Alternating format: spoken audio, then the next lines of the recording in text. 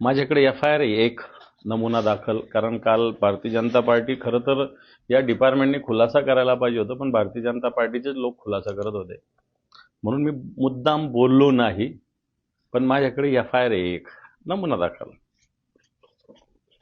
आणि आणखी असे 5 FIR आहे.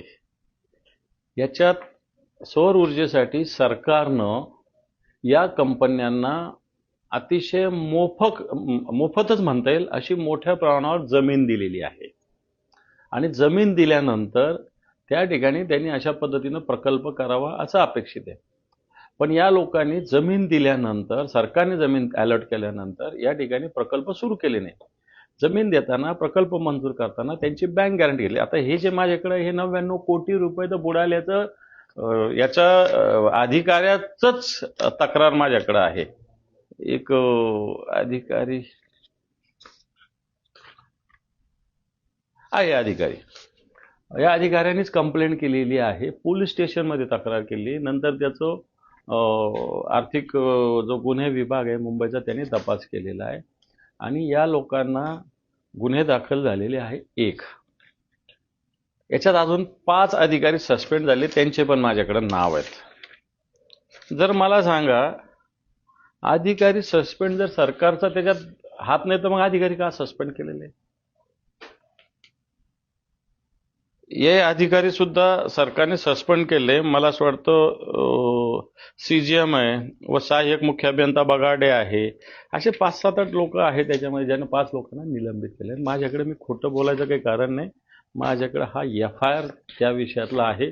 हा FIR आहे पोलीस ठाणे निर्मलनगर 10/1/2026 सकाळी 6:30 वाजता दाखल झालेला हा FIR ची प्रत माझ्याकडे आहे.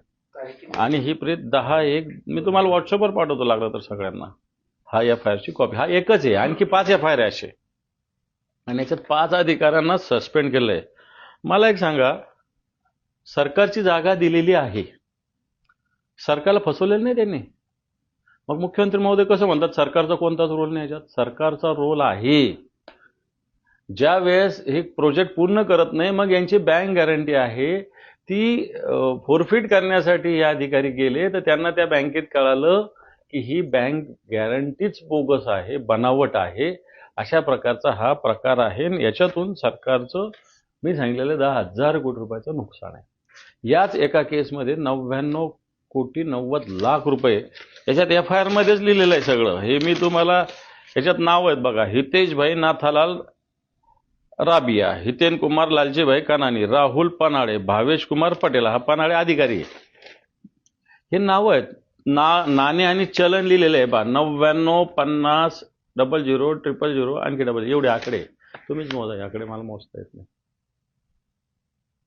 आणि मग माननीय मुख्यमंत्री कसं म्हणतात की याच्यात सरकारचा रोल नाही. मग सरकारने याच्यातले महाजनकोचे 5 अधिकारी सस्पेंड का केले? त्यामुळं सरकारच्या अधिकाऱ्यांच्या, जर एखाद्या दिवस त्यांनी तो प्रोजेक्ट पूर्ण केला असता असं धरून चाला, तर सरकारने विभागाने जाऊन ती बँक गॅरंटी व्हेरीफाय केली असती का? नसते केली. बरं, ही माहिती नाही आहे का? तर आहे. या अधिकाऱ्यांना हे माहिती होतं की बनावट बँक गॅरंटी आहे. त्यामुळं आता मला सांगा, एखादा प्रोजेक्ट 2022चं टेंडर आहे, 2026लाही होत नाही, जागा त्यांना अलॉट केली आहे, सरकारची फसवणूक नाही आहे. आणि म्हणून सरकारची फसवणूक होत असताना सरकारमधले अधिकारी आणि मी म्हणेल कोणत्या तरी राजकीय लोकांचा यांना पाठिंबा आहे, म्हणून ही घटना घडलेली आहे. हा FIR माझ्याकडे आहे. FIR काय, पोलीस स्टेशनचा PI मी नाही, ACP मी नाही, DCP मी नाही, CP मी नाही, आर्थिक गुन्हे विभागाने सुद्धा अशा पद्धतीने. आता आणखी हाईट, या लोकांना अटकेचं वॉरंट निघालेलं आहे, तर यांच्या अटकेला मला असं वाटतं कोणी यांच्या जामिनाला विरोध सुद्धा करेना. सरकारचा माणूस का जात नाही? सरकारचा माणूस कोर्टामध्ये. आता उद्या तारीख आहे, 24 तारखेला याची तारीख आहे. सरकारने यांच्या जामिनाला विरोध केला पाहिजे, तर सरकारचा हात नाही असं मी समजेल. उद्या 24 तारीख मुंबईच्या कोर्टात आहे.